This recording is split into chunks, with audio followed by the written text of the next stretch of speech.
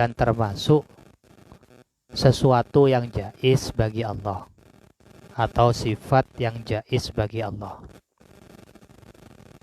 adalah tarkun likulli mumkinin, meninggalkan semua perkara mungkin sebagaimana melakukan perkara mungkin.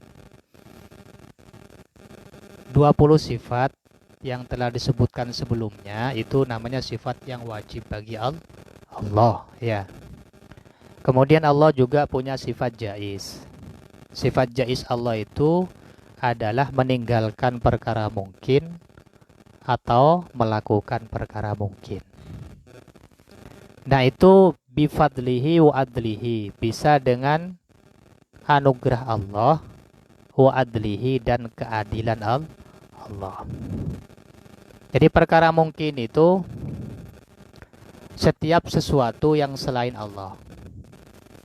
Jadi setiap sesuatu yang selain Allah, alam ini namanya perkara mungkin. Nah, perkara mungkin ini bisa Allah adakan, bisa tidak Allah adakan. Itu maksudnya. Misalkan juga seperti rezeki itu perkara mungkin. Bisa Allah berikan, bisa Allah tidak berikan. Seperti surga, neraka itu juga termasuk perkara mungkin. Ya, surga, neraka itu termasuk perkara mungkin. Bisa Allah berikan, bisa Allah tidak berikan. Pokoknya sesuatu yang selain Allah itu namanya perkara mungkin. Nah, perkara mungkin ini dihubungi atau bertaluk dengan sifat jaiz Allah. Artinya terhadap perkara mungkin ini Allah bisa mengadakan sesuatu. Misalkan begini, orang kerja gitu kan. Orang kerja dapat duit itu kan mungkin. Ya enggak? Ada enggak orang kerja enggak dapat duit? Ada. Juga orang tidak bekerja dapat duit itu mungkin. Ya, ada orang enggak bekerja dapat duit, ada enggak? Sebaliknya ya, ada orang bekerja ya enggak dapat duit. Itu perkara mungkin.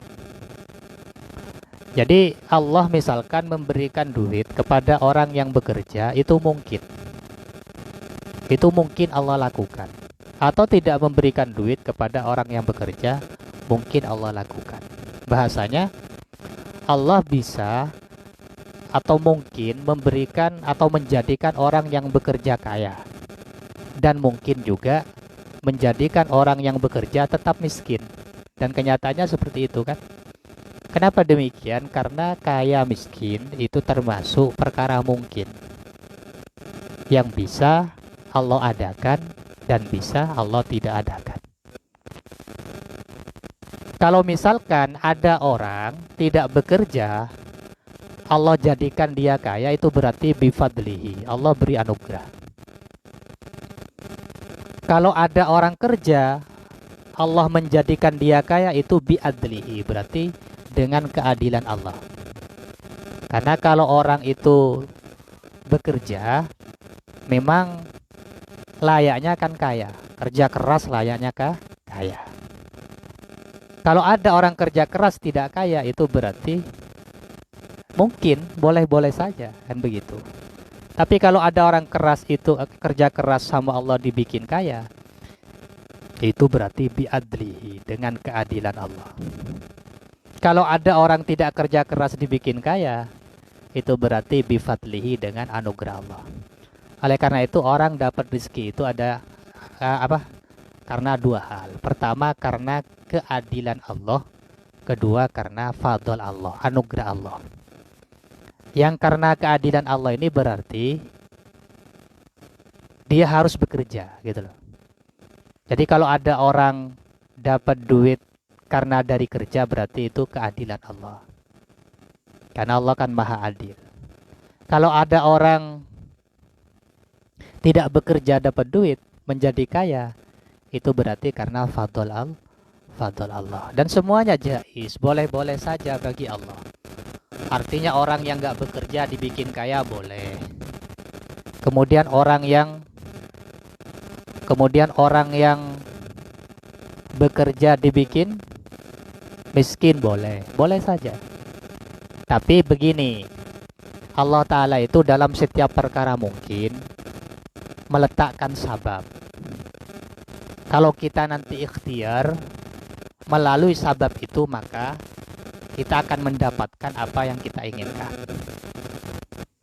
Jadi setiap perkara mungkin itu Allah meletakkan sabab. Contohnya begini, sababnya kaya apa? Sababnya kaya apa? Bekerja. Ya enggak? Sababnya pintar apa? Belajar. Tapi apakah orang kalau belajar bisa pintar? Ya terserah Allah. Karena pintar, kaya itu perkara mungkin. Yang mungkin Allah adakan, mungkin Allah tidak adakan. Jadi meskipun misalkan mungkin ada orang tidak belajar jadi alim, tapi Allah meletakkan sabab kalau ingin alim harus belajar. Mungkin orang nggak bekerja dibikin kaya, tapi Allah meletakkan sabab kalau ingin kaya bekerja keras. Itu sabab. Dan yang banyak terjadi itu yang sababnya itu. Artinya yang banyak terjadi ini adalah keadilan Allah atas semua perkara mungkin, atas sebagian banyak perkara mungkin. Yang banyak terjadi itu ini. Paham ya? Jadi yang banyak terjadi itu adalah keadilan Allah. Oleh karena itu kalau kita menginginkan sesuatu lalui sabab, meskipun belum ada jaminan ketika sabab itu dilalui, maka apa yang kita inginkan akan tercapai. Tapi kebanyakan kalau sababnya dilalui itu akan berhasil. Artinya apa yang kita inginkan akan berhasil. Yang ingin baca kitab ya harus continue, harus rutin, harus punya keinginan. Gak usah dipanggil harus belajar, semangat, gigi, begitu. Itu sabab. Nah nanti misalkan benar-benar bisa baca kitab, itu namanya keadilan Allah. Ada orang misalkan tidak terlalu rajin belajarnya, tapi cepat bisa baca kitab. Itu namanya namanya fadl Allah, anugerah Allah. Sama seperti begini, orang mukmin yang taat itu insya Allah masuk surga. Artinya karena dia telah melalui sababnya. Jadi kalau kita ingin masuk surga ya kita taat, itu sababnya. Tapi ada mukmin, kalau misalkan ada orang mukmin tidak taat dimasukkan surga ya boleh-boleh saja. Tapi kalau orang kafir yang nggak masuk, nggak ada yang masuk surga. Meskipun secara hukum jais boleh-boleh saja Allah memasukkan orang kafir ke surga, tapi enggak. Mereka itu akan dimasukkan ke neraka karena keadilan Allah, karena mereka tidak melalui sababnya untuk bisa masuk surga. Makanya di sini wajaizun, dan termasuk sesuatu yang jais bagi Allah, baik dengan anugerahnya Allah, wa adlihi, dan keadilan Allah, tarkun adalah meninggalkan likulli mumkinin, semua perkara mungkin. Artinya misalkan orang yang bekerja tidak dibikin kaya, kafi'lihi, sebagaimana melakukan perkara mungkin. Orang yang bekerja dibikin kaya, yang bekerja dibikin tidak kaya, boleh-boleh saja. Jadi ini hukum Allah, semuanya serba boleh-boleh saja. Apa pentingnya belajar atau mengetahui sifat jais Allah ini? Kita akan menyadari bahwa semuanya itu sumbernya dari Allah. Oh iya, ini sudah ketentuan Allah. Saya kok gak kaya-kaya, padahal saya sudah kerja keras. Saya setiap hari itu bekerja full, malamnya full, tapi kok gak kaya-kaya. Karena kita tahu sifat jais Allah, maka kita akan menjadi orang yang sadar. Nah, itu pentingnya belajar tauhid. Karena ilmu tauhid ini akan menjadi penguat hati kita, akan menjadi kekuatan kita, akan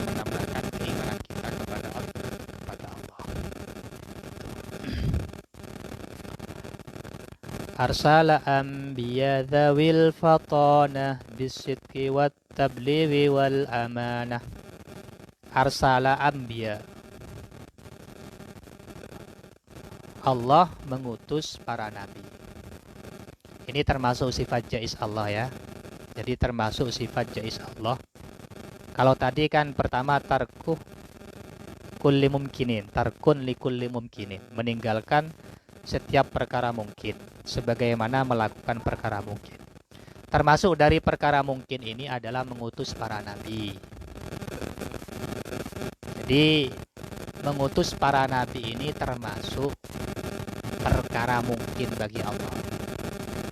Dan Allah mengutus para nabi ini sebagai bentuk dari anugerah. Karena manusia itu makhluk sosial. Jadi kita ini makhluk sosial. Namanya makhluk sosial itu harus ada aturan-aturan. Kalau yang mengatur itu akal, maka nanti akal itu banyak kepentingan-kepentingannya. Ada yang kepentingan nafsu, ada yang kepentingan kelompok, ada yang kepentingan pribadi. Sehingga kalau yang mengatur kehidupan sosial ini akal saja, maka nanti akan banyak kerusakan di muka bumi. Oleh karena itu, yang mesti mengatur sosial itu, mengatur masyarakat, mengatur makhluk alam itu adalah Allah melalui syariatnya kepada para nabi. Oleh karena itu, kehadiran para nabi itu anugerah.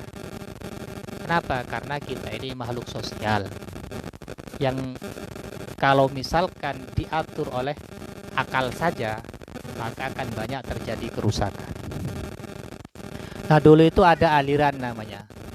Ada aliran yang menganggap bahwa sumber kerusakan itu ada di 3 perkara. Ada di perempuan pertama katanya. Jadi sumber kerusakan itu ada di perempuan. Sehingga aliran ini dengan akalnya,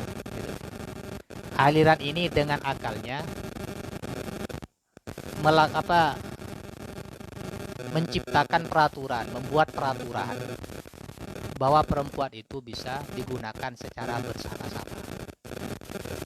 Kenapa? Karena sumber kerusakan itu katanya ada di perempuan. Orang-orang merebutkan perempuan. Sehingga aliran ini berpikir bahwa kalau misalkan perempuan itu bisa digunakan bersama-sama, maka kerusakan itu tidak akan, atau kerusakan itu bisa dihilangkan. Nah, ini kalau akal yang dibiarkan mengatur, maka akan banyak terjadi kerusakan. Kenapa? Karena akal itu banyak kepentingannya. Karena manusia itu banyak kepentingannya. Bisa saja pendiri aliran ini punya pikiran, gitu loh. Pendiri aliran ini itu lebih kepada kepentingan nafsu, sehingga berpikir semacam itu. Kemudian dia menyampaikan pemikiran bahwa sumber kerusakan itu adalah perempuan. Yang kedua, ada di rumput. Sehingga kemudian rumput itu katanya bisa diambil bersama-sama. Artinya nggak usah pamit-pamitan, silakan ya. Dan yang ketiga, air. Air itu juga katanya sumber masalah, sehingga siapa saja boleh ngambil. Nah, ini pentingnya ada utusan. Oleh karena itu, kehadiran para nabi itu adalah anugerah dari Allah. Kemudian para nabi itu harus memiliki karakter yang berbeda dengan manusia pada umumnya. Harus punya sifat yang berbeda dengan manusia pada umumnya ya. Dimana diantara sifatnya dzawi fatona. Jadi arsal anbiya, Allah mengutus para nabi dzawi fatona, dimana mereka itu orang-orang yang memiliki kecerdasan. Jadi para nabi itu gak bisa dikalahkan. Kalau ada orang ngaku nabi, tapi dalil-dalilnya itu bisa dikalahkan dengan orang lain yang bukan nabi, yang bukan atau yang tidak mengaku nabi, itu berarti bukan nabi. Kan banyak sekarang nabi-nabi gadungan itu kan banyak. Artinya orang-orang ngaku nabi karena bisa menyembuhkan orang sakit sama masyarakat, kemudian didatangi dan ujub dia merasa merasa bangga diri kemudian mengaku nabi banyak. Termasuk tahun berapa itu di Mudung ya, di daerah Mudung kan pernah ada orang yang mengaku nabi itu. Gara-gara dia itu diberi kelebihan sama Allah, bisa apa? Obatin orang sakit, macam-macam. Dan benar sebenarnya tradisi ngaku-ngaku nabi ini sudah ada sejak sejarah Islam awal. Jadi setelah di masa Abu Bakar, yang meledak itu di masa Abu Bakar. Ketika Rasulullah meninggal dunia, banyak orang-orang yang mengaku nabi. Kalau yang di masa Nabi, siapa yang mengaku nabi? Musailamatul Kadzdzab ya. Musailamatul Kadzdzab. Dan banyak sebenarnya setelah itu banyak yang mengaku nabi. Jadi pertama, para nabi itu harus punya sifat apa? Fatonah. Ya, dawi fatonah. Harus punya sifat fatonah. Artinya cerdas. Ini cerdasnya gak bisa dikalahkan. Kalau dia berargumen, berdebat, menggunakan dalilnya para nabi ini gak bisa dipatahkan. Makanya di cerita Nabi Ibrahim itu semuanya kan nabi-nabi cerdas, luar biasa. Ketika Nabi Ibrahim merusak ya patung-patung kaumnya, kemudian disisakan satu yang besar, dan parangnya itu diikatkan ke leher. Ketika diusut-usut orang-orang oleh Namrud, diusut siapa yang melakukan ini, akhirnya jatuh kepada Nabi Ibrahim. Nabi Ibrahim dipanggil, ditanya, man fa'ala hadza bi alihatina ya Ibrahim, siapa yang memperlakukan Tuhan kami seperti ini, yang berbuat jahat pada Tuhan kami. Kata Nabi Ibrahim, bal fa'alahu kabiruhum, yang melakukan itu yang paling besar itu. Fas'aluhu in kanu yantiqun, maka tanyakan dia kalau memang dia bisa berbicara. Akhirnya mereka mikir, faraja'u ila anfusihim faqala innakum antum zalimun, faqala innakum antum zalimun. Jadi ketika sama Nabi Ibrahim dibilang kayak gitu, ya mereka mikir, iya ya, dia kan nggak bisa ngomong, mikir. Tapi itu manukisu ala rumuskim, namanya orang sudah tercuci otaknya, akhirnya pikiran yang sehat itu dibuang. Di pikiran yang sehat itu dibuang. Akhirnya tetap dia kembali lagi, sampai kemudian Nabi Ibrahim itu direncanakan mau dibunuh. Itu dilakukan. Namun Allah menyelamatkan Nabi Ibrahim. Qulna ya naru kuni bardan wa salaman ala Ibrahim. Nah itu cerdas Nabi-Nabi, Masya Allah, cerdas. Ya kayaknya kalau ada orang ngaku Nabi, otaknya nggak main, ya itu bukan Nabi. Itu yang pertama, fatonah namanya. Yang kedua, sidik, jujur. Para Nabi itu jujur, nggak pernah berbohong. Sekalipun nggak pernah berbohong, walaupun di waktu kecil nggak pernah berbohong. Oleh karena itu Nabi Muhammad dijuluki apa? Al-Amin. Kenapa? Karena Nabi Muhammad itu tidak pernah berbohong. Sehingga ketika Nabi Muhammad mengajak kaumnya masuk Islam, itu sebenarnya kaumnya itu awalnya gak melawan begitu keras. Ya, sehingga Nabi kan pernah ketika mereka dipanggil, kalau saya katakan dari gunung ini akan turun unta gitu, apakah kamu percaya gitu, kata Nabi ke kaum sebelum Nabi mengajak kaumnya itu masuk Islam. Itu yang awandir asyirotakal aqrabin di ayat itu, ketika Allah memerintahkan agar keluarganya itu dikumpulkan, diajak masuk Islam, dikumpulkan sama Nabi. Kemudian sebelum Nabi ngajak masuk Islam, Nabi mengatakan, kalau saya katakan dari bukit ini nanti ada unta yang turun, apakah kamu percaya? Apa kata kaumnya? Majarobna illa sidqan, saya tidak pernah memuji kamu atau melihat kamu kecuali jujur. Ya kalau begitu, mulai sekarang saya ajak kalian kepada satu Tuhan dan meninggalkan Tuhan-Tuhan yang banyak yang disembah oleh kalian. Ya sejak itu akhirnya Nabi Muhammad itu mendapatkan perlawanan yang luar biasa. Jadi yang kedua jujur.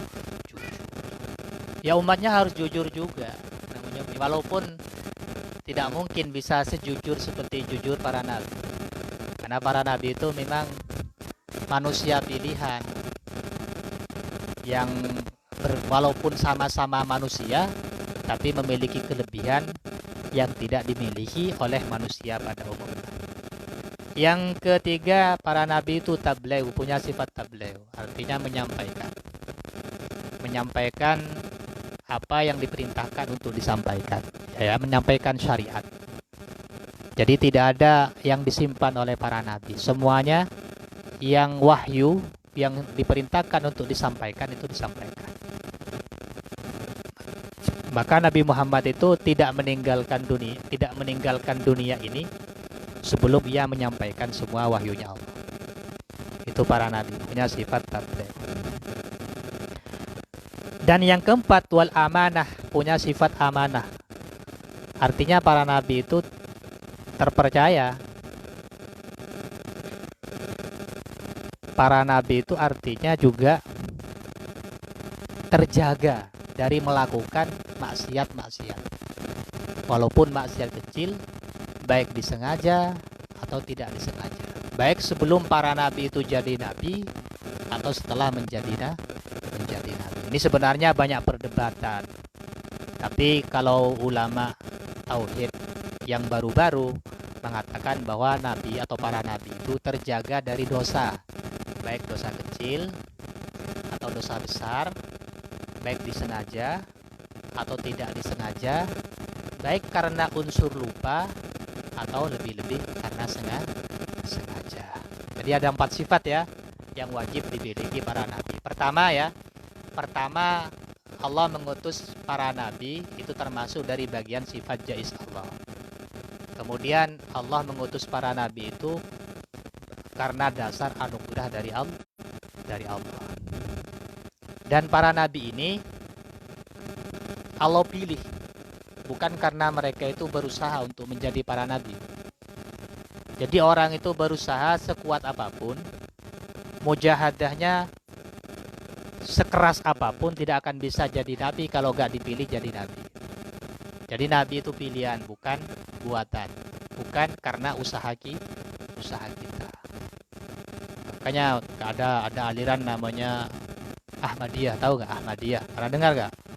Ada nabinya namanya Mirza Ghulam Ahmad. Nah, itu salah satu pemikirannya, nabi itu bisa didapatkan dengan riyadhah, dengan tirakat. Jadi kalau sampean tirakatnya kuat bisa jadi nabi. Ayo tinggal sampean misalkan wirid terus ngejar jadi nabi. Ya, termasuk katanya Mirza Ghulam Ahmad tuh ngakunya begitu. Saya tirakat, saya lakukan semua perintah-perintah Nabi, Al-Qur'annya saya amalkan semua sehingga kemudian Allah memerintahkan saya untuk jadi mujaddid. Pertama jadi pembaharu. Itu awal-awalnya jadi pembaharu. Pembaharu itu artinya orang yang menghidupkan kembali ajaran-ajaran yang sudah mulai ditinggalkan oleh orang, mujaddid.